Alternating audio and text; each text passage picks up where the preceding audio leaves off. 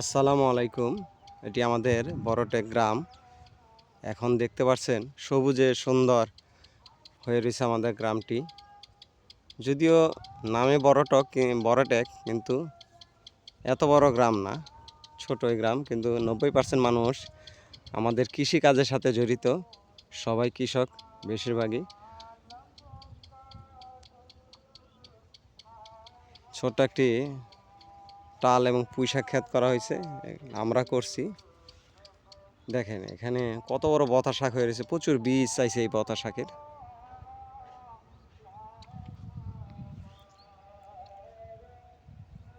গ্রামের 90% মানুষ কৃষিকাজের সাথে জড়িত আছে। সবাই শাকসবজি রোপণ করে।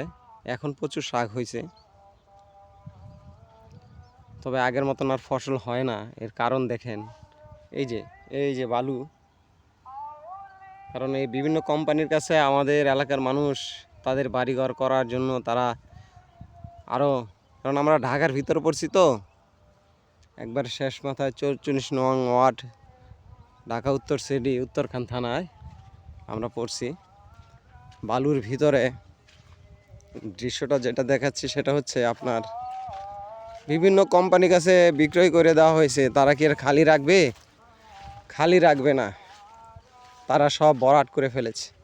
তারা এখানে বিভিন্ন প্রতিষ্ঠান, বাড়িঘর বা যা করবে। এই দেখেন, বালুর মধ্যেও যদি আপনি ঘাস রোপণ করেন, সবজি রোপণ করেন, সেটাও সুন্দর হয়ে ওঠে। কারণ বাংলাদেশের মাটি এত উর্বর, বালু উর্বর।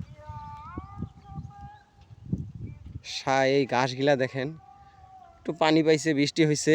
এই বৃষ্টিতে কি সুন্দর দেখা যাচ্ছে, পরিবেশটা অনেক সুন্দর লাগছে।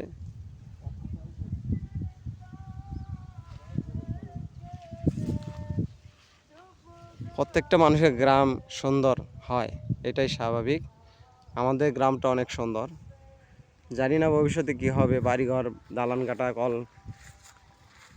কত রকম কারখানা তৈরি হবে, সেটা আল্লাহই বলতে পারবে ভবিষ্যতে।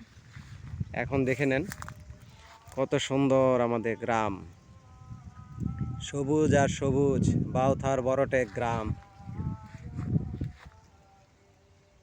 যত সুন্দর গ্রাম, তত সুন্দর মানুষ। এই গ্রামের মানুষ সবাই কৃষক।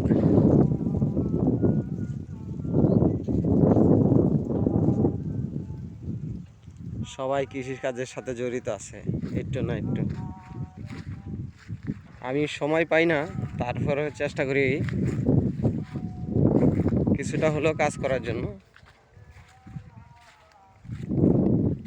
যেমন ধরেন, এই যে পুঁইশাক ক্ষেত দেখতে পাচ্ছেন, এটা আমাদের ক্ষেত। মাঝে মাঝে আসি, দেখে যাই কি অবস্থা আছে। আমার দেখার তো আসলে সময় নাই, অন্যের চাকরি করি। এই যে দেখেন, পুঁইশাক, আপনার পালং শাক, মরিচ, বতা শাক, লাউ শাক, মিষ্টি লাউগুলো এখন দরকার আমার।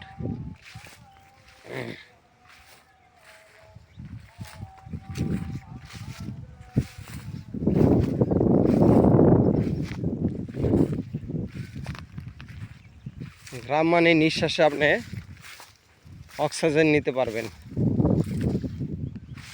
কারণ গ্রামেই তো গাছপালা সবুজ থাকে। শহরে তো দালান কাঠা, হলুদ থাকে, লাল থাকে, নীল থাকে।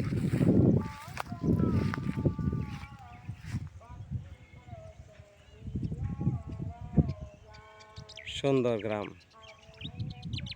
সবাই দোয়া করবেন আমাদের গ্রামের জন্য, যেন আরও সুন্দর পরিপাটি হয় এই গ্রামটি এবং গ্রামের মানুষ।